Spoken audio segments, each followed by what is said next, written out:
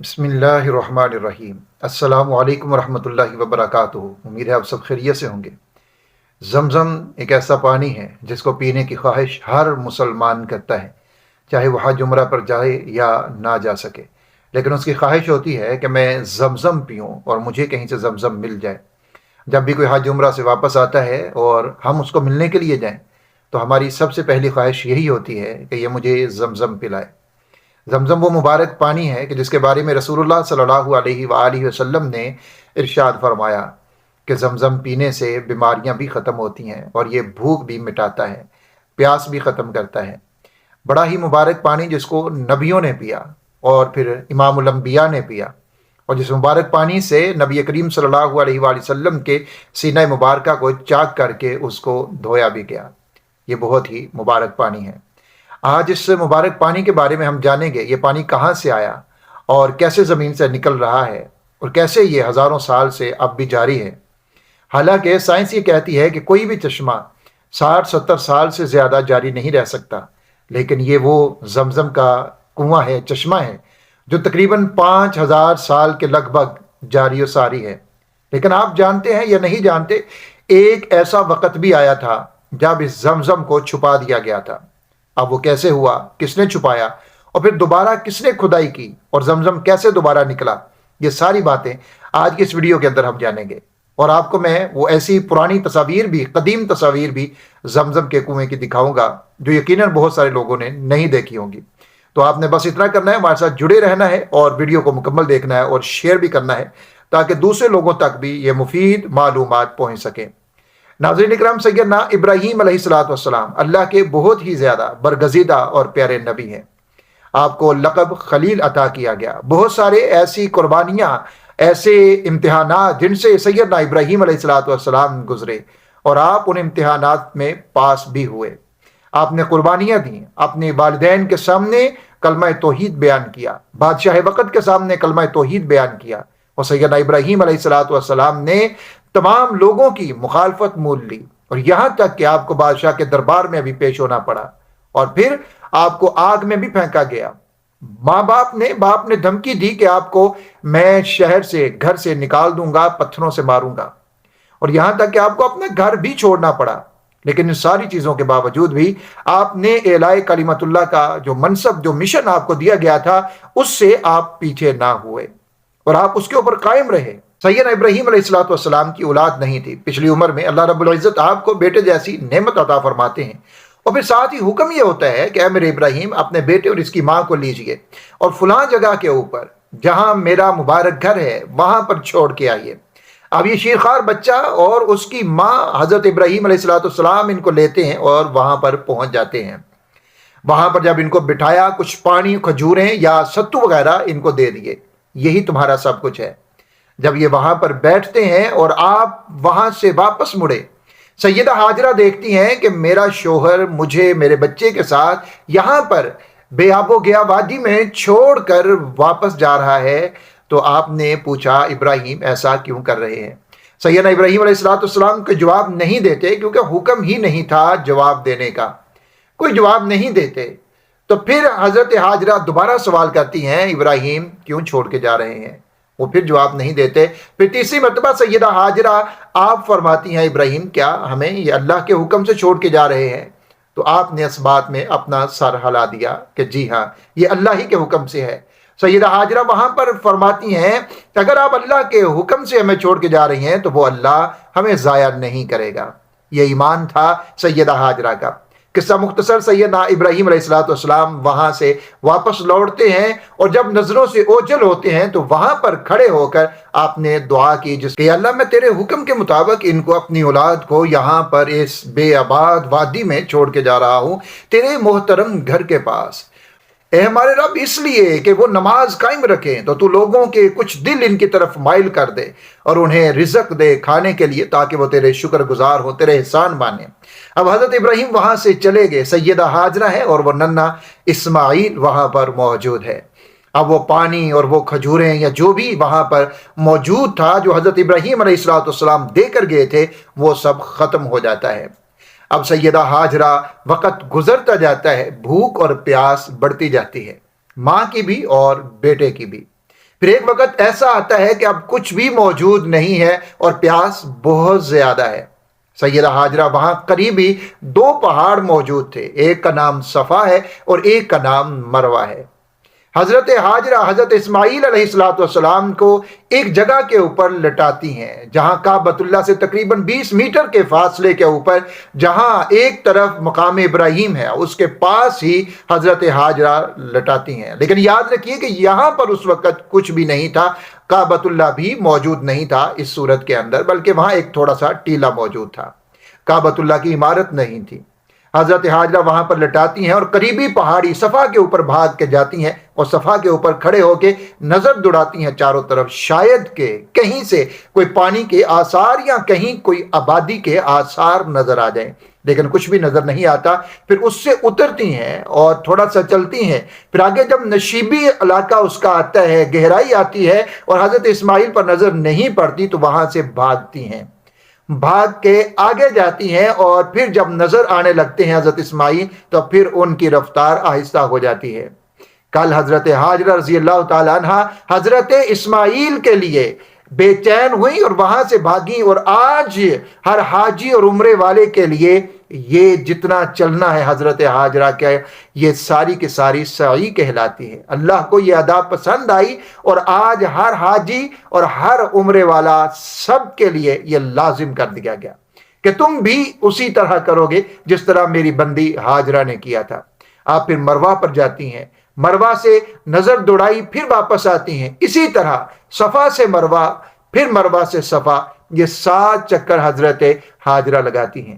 حضرت اسماعیل علیہ السلام کعبۃ اللہ کے قریب موجود ہیں اور حضرت ہاجرہ کو اسی دوران وہ مروہ پہاڑی کے اوپر تھیں تو ان کو ایک آہٹ سنائی دیتی ہے اور جیسے لگتا ہے کہ کوئی موجود ہے۔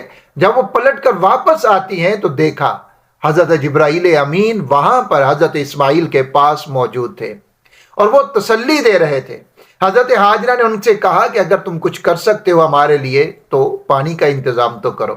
تو جس جگہ کے اوپر حضرت اسماعیل علیہ السلام لیٹے ہوئے تھے، آپ کے قدمین تھے، اسی جگہ کے اوپر حضرت جبرائیل امین اپنا پر یا اپنا پاؤں مارتے ہیں تو اس جگہ سے ایک چشمہ پھوٹ پڑتا ہے جس کو ہم آج زمزم کے نام سے یاد کرتے ہیں۔ جب وہ پانی نکلتا ہے تو سیدہ ہاجرہ اس کو اپنے چلوؤں میں بھرتی ہیں اور زمزم کہتی ہیں، رک جا کہتی ہیں۔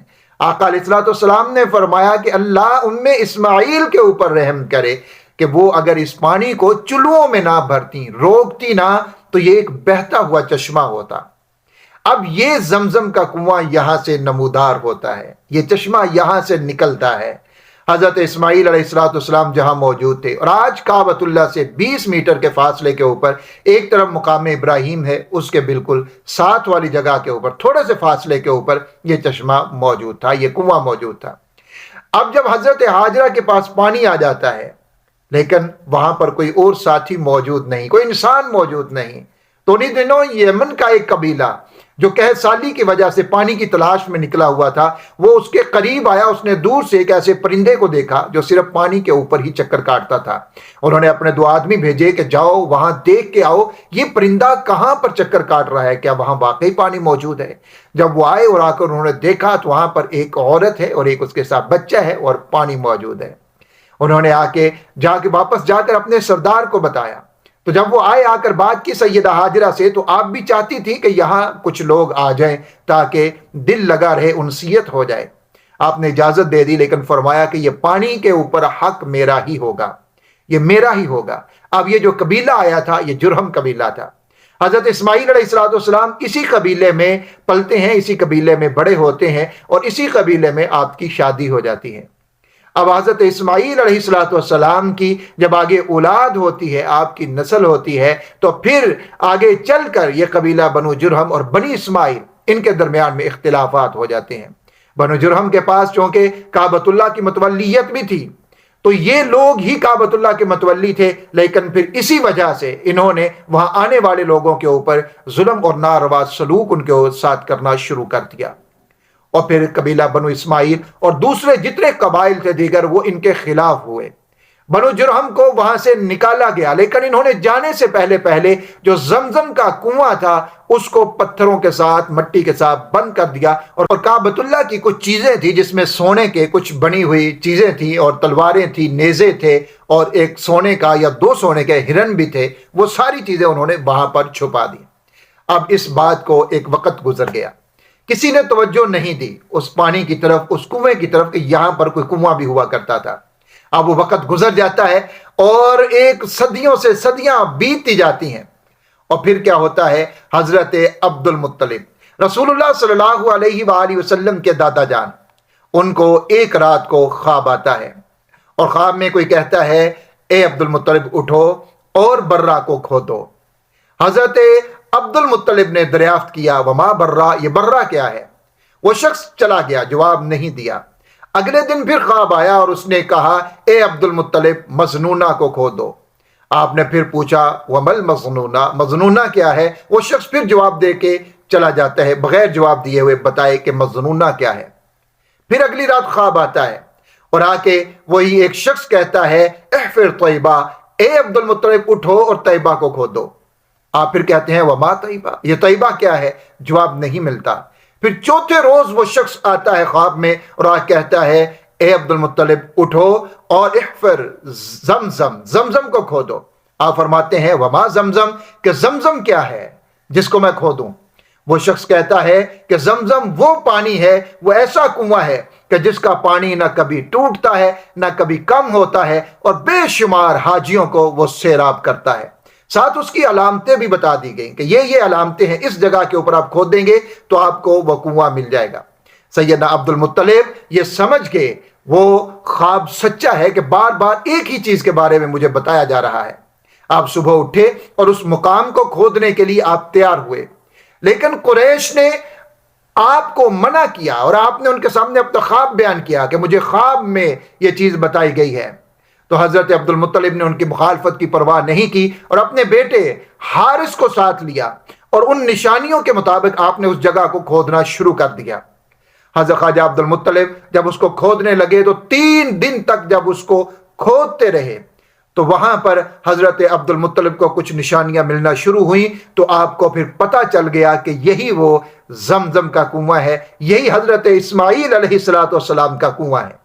خبر مل گئی، پتہ چل گیا۔ پھر اس کو جب کھودا گیا، صاف کیا گیا، تو وہ کنواں وہاں سے مکمل ظاہر ہو گیا۔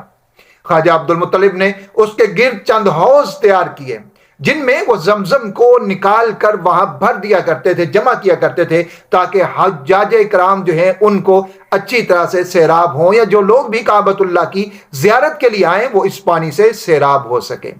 خواجہ عبد المطلب نے جب وہ حوض تیار کیے تو چند لوگوں نے جو ان کی مخالفت میں تھے انہوں نے اس پانی کو خراب کر دیا۔ تو خواجہ عبد المطلب نے اس کے بعد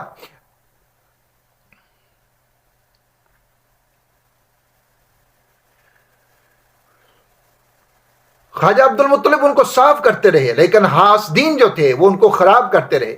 تو آپ نے پھر ایک دعا کی، ہے اللہ میں غسل کرنے والوں کو اس متبرک پانی کے استعمال کی اجازت نہیں دیتا، لیکن پینے والوں کے لیے اجازت ہے۔ عبد المطلب صبح اٹھے اور انہوں نے اعلان کر دیا، اور اس کے بعد جس نے بھی حوض کو خراب کرنے کی کوشش کی وہ اللہ تعالیٰ کی طرف سے کسی نہ کسی مرض میں مبتلا ہوا، اور پھر اس کے بعد وہ لوگ بالکل اس چیز سے باز آ گئے، پیچھے ہو گئے۔ ناظرین اکرام، یہ زمزم کا کنواں دوبارہ اس طرح سے سامنے آتا ہے، اس طرح سے نکلتا ہے۔ رسول اللہ صلی اللہ علیہ وآلہ وسلم کے دادا جان کی برکت سے اور آپ صلی اللہ علیہ وسلم کے طفیل سے حقیقتاً یہ زمزم کا کنواں پھر سامنے آتا ہے۔ اب ہم بات کرتے ہیں کہ یہ کنواں، زمزم کا کنواں، پانی کتنی نیچے تک ہے۔ اگر آپ زمزم کے کنویں کو دیکھتے ہیں، اس کی ہم بات کرتے ہیں، تو کعبۃ اللہ سے 20 میٹر کے فاصلے کے اوپر یہ 31 میٹر گہرا ہے زمین کے اندر۔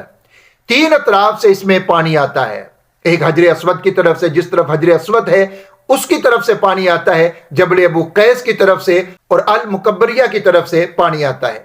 3 سمتوں سے پانی یہاں پر جمع ہوتا ہے۔ رسول اللہ صلی اللہ علیہ وآلہ وسلم کے دور میں پتھروں سے اس کے گرد ایک منڈیر بنائی گئی تھی، لیکن پھر آہستہ آہستہ جب زمانہ بدلتا گیا تو اس کے حوض کو پختہ کیا گیا، اس کے اوپر جالی بھی لگائی گئی۔ اور اس کے اوپر ایک پلی بھی لگائی گئی جس کے ساتھ رسی باندھ کے اور اس رسی کے ساتھ ڈول باندھ کر اس کو پانی کے اندر پھینکا جاتا تھا اور اس کے ذریعے سے زمزم کا پانی نکالا جاتا تھا۔ اور اس وقت بھی مکہ المکرمہ میں جو وہاں عجائب گھر ہے وہاں پر اس کنویں کا ایک پرانا ڈول موجود ہے جس کے اوپر 1299 ہجری کی تاریخ لکھی ہوئی ہے، وہ اس وقت سے موجود ہے۔ اور پھر اس کے بعد یہاں پر ایک باقاعدہ عمارت تھی جو اس کنویں کے اوپر موجود تھی، لیکن پھر جب مطاف کی توسیع کی گئی تو پھر اس عمارت کو اوپر سے ختم کر دیا گیا، لیکن نیچے جانے کے لیے ایک راستہ رکھا گیا جہاں پر لوگ نیچے جایا کرتے تھے اور وہاں پانی پیا بھی کرتے تھے اور نہایا بھی کرتے تھے، اور اوپر سے اس کو بالکل ختم کیا گیا جس طرح آپ تصویر کے اندر دیکھ سکتے ہیں۔ اور پھر اس کے بعد یہ نیچے والا راستہ بھی بالکل ختم کر دیا گیا۔ 2010 میں شاہ عبداللہ بن عبدالعزیز نے زمزم کے پانی کو صاف اور محفوظ کرنے کے لیے $700 ملین کے منصوبے کی منظوری دی۔ اس منصوبے کے تحت مسجد الحرام سے 4.5 کلومیٹر دور زمزم کا ایک کارخانہ قائم کیا گیا۔ اس کارخانے میں زمزم کے پانی کو ذخیرہ کیا جاتا ہے۔ 13,405 مربع میٹر کے اوپر بنائی گئی اس عمارت میں یومیہ 2 لاکھ گیلن زمزم کے پانی کو ذخیرہ کیا جاتا ہے جسے حرم مکی میں استعمال کیا جاتا ہے، اور پھر زمزم کے پانی کو ٹینکروں کی مدد سے مدینہ منورہ بھیجا جاتا ہے۔ آپ مسجد نبوی میں جب جاتے ہیں تو وہاں پر بھی آپ کو زمزم ٹھنڈا مل جاتا ہے، اسی طرح مسجد قباء کے اندر بھی آپ کو ملتا ہے۔ اب یہ زمزم کے کنویں کی جب اس کا بالکل نشانیاں ختم کی گئیں تو پہلے یہاں مطاف میں، یہ آپ تصویر میں دیکھ سکتے ہیں، یہاں پر ایک اس طرح بنا دیا گیا تھا جس کے اوپر بیر زمزم لکھا گیا تھا ایک نشانی کے طور کے اوپر، لیکن بعد میں اس کو بھی ختم کیا گیا۔ ناظرین اکرام، اس کو زمزم کے کنویں کی جو میں نے آپ کو بتا دیا کہ یہ کعبۃ اللہ کے جنوب مشرق میں تقریباً 20 سے 21 میٹر کے فاصلے کے اوپر تہ خانے کے اندر اب بھی واقع ہے۔ اس کنویں کی گہرائی تقریباً 30 میٹر 98 فٹ ہے، اور وہاں پر 2 موٹریں لگائی گئی ہیں، 2 پمپ لگائے گئے ہیں جو 24 گھنٹے، ایک پمپ 24 گھنٹے چلتا ہے پھر دوسرا 24 گھنٹے چلتا ہے، اور ان کے ذریعہ سے پانی کو نکالا جاتا ہے۔ 1953 عیسوی تک یہاں سے پانی ڈول کے ذریعہ سے نکالا جاتا تھا، لیکن اب یہاں سے بڑے بڑے پمپ اور بڑی موٹروں کے ذریعہ سے یہاں سے پانی کو نکالا جاتا ہے۔ اور آپ کو یہ پانی حرم مکی ہو یا حرم مدنی ہو، مکہ المکرمہ ہو یا مسجد نبوی ہو، آپ کو ہر جگہ کے اوپر یہ پانی بآسانی مل جاتا ہے۔ لاکھوں لوگ اس پانی کو پیتے ہیں، اور یہ وہ واحد پانی ہے جو اس وقت پوری دنیا کے اندر آپ کو مل جاتا ہے۔ یہ شہروں میں بھی ملتا ہے اور یہ بیابانوں میں بھی ملتا ہے، اور یہ ہر جگہ کے اوپر آپ کو یہ پانی مل جاتا ہے۔ اور ناظرین اکرام، مکہ المکرمہ وہ علاقہ ہے، وہ شہر ہے کہ جہاں آپ کو اور میٹھا پانی نہیں ملے گا سوائے زمزم کے۔ آپ جتنے بھی جدید آلات کے ساتھ وہاں سب کچھ کر کے دیکھ لیا گیا، لیکن زمزم کے سوا دوسرا میٹھا پانی وہاں پر نہیں ملا۔ خواجہ عبد المطلب کے زمانے میں اس زمزم کی کھدائی کے بعد سے لے کر اب تک اس کنویں کی لمبائی، چوڑائی اور گہرائی میں تبدیلی نہیں لائی گئی۔ جیسا حضرت عبد المطلب کے دور میں تھا بالکل اسی طرح آج بھی یہ کنواں موجود ہے، اور اسی طرح سے یہ مطاف کے نیچے تہ خانے کے اندر آج بھی وہی کنواں اسی طرح سے موجود ہے۔